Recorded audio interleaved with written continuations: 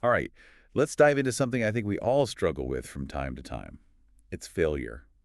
You know those moments when things just totally go sideways, a project flops, or that promotion you were hoping for just doesn't happen. Maybe a big presentation crashes and burns. Ugh, don't remind me. Well, luckily, that's exactly what we're diving into today, how to turn those setbacks into fuel for success. That's right, turning those tough moments into something positive. You guys send in some great resources, too. Oh, yeah. Yeah, we have Elliot Mortenson's piece on Medium. I really like that one. Yeah, his stuff's always thought-provoking. We also have a super motivational blog post that focuses a lot on mindset. Okay, yeah, mindset is key when it comes to dealing with setbacks. And then to round things out, we have Jen Drummond's blog. She's a mountain climber. Wow, I bet she has some stories about overcoming challenges. Oh, absolutely. And her blog is so relatable. Each one of these tackles failure from a slightly different angle. So I think we've got a really interesting mix of perspectives here. Yeah, and when you look at all of these sources together, there's this common thread that kind of emerges. They all challenge this traditional idea that failure is like the opposite of success. Right. That whole failure's not an option mentality. Exactly. It's more like they present this idea that failure is, well, it's kind of part of the journey. Oh, so instead of dreading failure, we should be looking at it as a stepping stone. Yeah, precisely. It's about changing how we see these setbacks, not roadblocks, but valuable learning experiences. Think of it like a scientific experiment. You wouldn't expect every experiment to work perfectly, right? That's true. I mean, that's how you learn in science. Exactly. Trial and error. It's how we gather information, refine our approach, and then ultimately that's how we make breakthroughs. That is a great analogy. So instead of getting down on ourselves when we mess up, we need to start thinking more analytically. You got it. Like, okay, this happened. What can I take away from it? Yeah, and Elliot Mortenson's article really dives into this. He talks about asking yourself some targeted questions after experiencing a setback, like what specifically contributed to this outcome? Okay, yeah, makes sense. What could I have done differently? Yeah. What assumptions did I make that might have been wrong? Oh, that's a good one. And maybe the most important one, what did I learn about myself and about the situation? Wow, those are some seriously insightful questions. Right? But it's hard to ask those questions honestly sometimes. Oh, I know what you mean. So much easier to just try to forget about those failures. Oh, I hear you. But that's where we miss out. On what? On all the really valuable lessons, the gold that's buried within those setbacks. Okay, so how do we mine for that gold? That's where journaling can be so useful. So like a written record of these reflections. Exactly. It lets you process your emotions and look at your actions and assumptions without judging yourself. And then you can pull out those nuggets of wisdom that'll help you grow. So it's like we have to become our own detectives, I like that. carefully looking at the clues, trying to figure out what went wrong and how not to repeat it. Yeah, it's about becoming more objective about your own experiences, seeing those patterns, and then using those insights to make smarter decisions in the future. So instead of letting these setbacks completely derail us, we need to figure out how to extract the lessons from them. Yes, use them to fuel future growth. But how do we go from feeling totally defeated to motivated after failing? That's a big leap. It's all about reframing, which is something that motivational blog you mentioned talks about. Oh, right, yeah. They really dig into changing the way we think and talk about failure. It's all about understanding that setbacks can actually motivate you. If you look at them as opportunities to grow, not just personal defeats. Yes, in So smart. instead of thinking I'm a failure, it's more like, what can I learn from this? That's the spirit. And Jen Drummond is a great example of this in her blog. She talks about facing that disappointment when she didn't summit K2 and Broad Peak. Oh, wow. Those are some serious mountains. Oh, yeah. But instead of giving up on her dream entirely, she decided to look at the experience as preparation. Like, it was valuable for future attempts. She didn't let it completely stop her. Nope. It's like she hit the pause button on her journey, but not the stop button. I love that. So she reframed that setback. Exactly. And by doing that, by focusing on the learning, she's able to stay motivated and keep chasing her goals. That makes sense. If you believe setbacks are temporary, you're more likely to keep pushing when things get tough. Hmm? But it's so much easier said than done, Yeah, right? sure. Like, how do you actually put that into practice? Well, that's something we'll dive into deeper as we go along. But one thing Elliot Mortenson talks about is calculated risks. He says stepping outside your comfort zone and taking those risks is key for growth. It's about acknowledging that you won't always get it right. So being okay with the possibility of failing. Yes, but being willing to learn and adapt along the way. Okay, I get that, but what does calculated risk really mean? Oh, good point. It's different than just being reckless. I was just thinking that. It's about looking at the potential good and bad and really thinking through the possible outcomes before you jump in. So you're not just blindly jumping into things? No, no, it's thoughtful. You're taking action, but you're ready to learn from it no matter what happens. So it's all about strategy, not just throwing caution to the wind. Exactly. You know failure might happen, but you don't let the fear paralyze you. And think about it. The more of these calculated risks you take, the more information you gather, the better your decisions are down the line. You're building up that, like tolerance for failure. Yeah, exactly. And the more comfortable you are with it, the more you can push your limits, try new things, and ultimately be more successful. That makes a lot of sense. Mm-hmm. But what about celebrating the little wins? You know, sometimes we're so focused on the big goal that we forget to appreciate the effort we put in every single day. That's a really important point, and something the motivational blog talks a lot about. Oh, cool. They emphasize celebrating the effort, not just the end result. I like that. It's so easy to only celebrate when you achieve something specific. But what about all the hard work it took to get there? All the dedication and resilience? Yeah, like we have to give ourselves credit for all the little steps. Totally. And recognizing and appreciating that effort can really keep you going. It reminds you that you're capable and making progress, even if you haven't reached the finish line yet. Right, you're honoring the journey, not just the destination. I like how you put that. This is starting to feel less like we're talking about failure and more like we're talking about resilience, like a more positive way to look at challenges. I love that observation. You're getting it. We're talking about learning the skills and figuring out the mindset you need to handle the setbacks, learn from them, and then use those experiences to grow and reach your goals. Okay, that makes a lot of sense. So we've talked about reframing, taking risks, and celebrating our efforts. But there's another idea that keeps popping up in these sources: growth mindset. What exactly does that mean, and how does it connect to all of this? Yeah, the motivational blog really dives into this one. A growth mindset is all about believing that your abilities aren't fixed. Oh, so you can always learn and grow. Yes, that's the key. It's about dedication and hard work. People with this mindset see challenges as chances to learn and grow instead of, threats. It's not, I'm not good at this, but I can get better if I put in the work. Exactly. And that small change in how you think can make a huge difference, because when you believe you can improve, you're way more likely to keep trying when things are hard and ultimately be more successful. So is a growth mindset something you're born with, or can you develop it? The good news is you can totally cultivate it. It starts with paying attention to how you talk to yourself. Oh yeah, that inner critic can be brutal. Seriously. Notice those moments when you hear those limiting beliefs creeping in.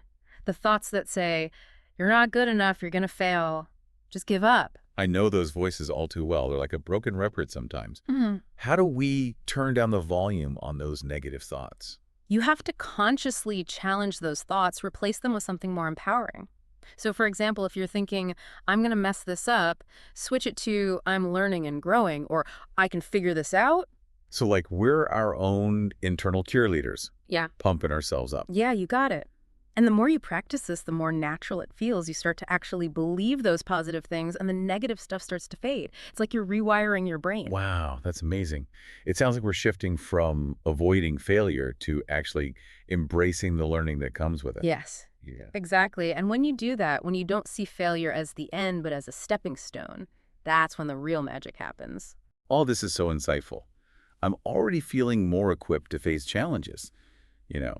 Like I don't need to be so scared of failing. But hey, I think we should pause here for a bit. Okay, sounds good. We'll come right back and keep this conversation going. I'm really excited to keep diving into this. Me too. There's so much more to unpack here. And we're back. This conversation about changing how we think about failure is so eye-opening. I'm already feeling a shift in my own mindset. But I got to know, how do we actually cultivate that growth mindset we were talking about? It sounds amazing, but putting it into practice, especially when you're in the middle of a setback, that's got to be tough. It is, but that's where self-awareness comes in, Yeah. Like the first step is to really pay attention to what's going on in your head. Notice those automatic thoughts that pop up when something challenging happens or, when you experience a setback. What are you telling yourself in those moments? Are those thoughts helpful or are they kind of holding you back? So it's like Recognizing when you're spiraling, getting caught up in the negativity and self-doubt. You got it. And once you can spot those negative thought patterns, you can start to, question them. Ask yourself, is this thought really true? Is it based on facts, or is it just fear talking?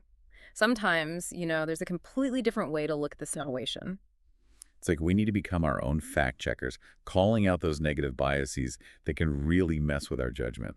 That's a great way to put it. And remember, it's not about pretending those negative emotions don't exist. It's about saying, okay, these feelings are here. What can I learn from them?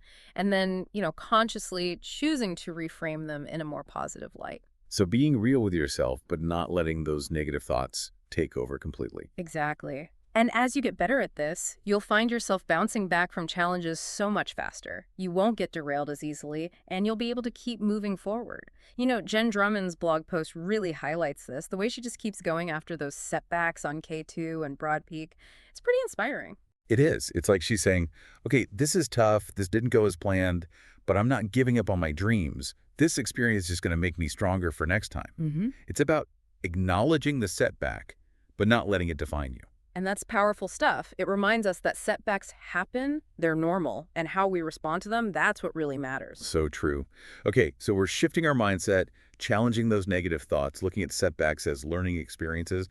But sometimes, a setback can really shake your confidence and make it hard to even see the way forward. What can we do to kind of boost our confidence, get that motivation back when we're feeling down? One thing that can really make a difference is surrounding yourself with people who lift you up. Having a good support system can totally change how you view yourself and how you deal with challenges. So we need to be picky about who we let into our inner circle. Make sure it's people who are supportive and encouraging, not the ones who bring you down. 100%. Look for people who believe in you, people who celebrate your wins, and who offer empathy when things get tough. Those are the people who will keep you motivated, keep you focused, even when you want to give up. Like having your own personal cheerleading squad, reminding you of your strengths and pushing you to keep going. I love that. And you know what? You can be that cheerleader for other people too. Offering encouragement and celebrating the successes of your friends and family, it creates this positive environment where everyone feels safe to take risks and learn from their experiences. So we're building this culture of support where failure isn't seen as a bad thing, it's just part of the journey. Exactly. And when you have that positive energy around you, it makes it so much easier to face challenges head on and see the value in those setbacks.